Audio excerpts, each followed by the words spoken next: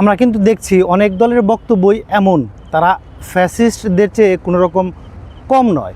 তাদের বক্তব্য এবং কিছু কিছু বুইরা ভাম আছে, তাদের বক্তব্য শুনলে মনে হয় যেন সেই বিগত সরকারের আমলে রয়ে গেছি।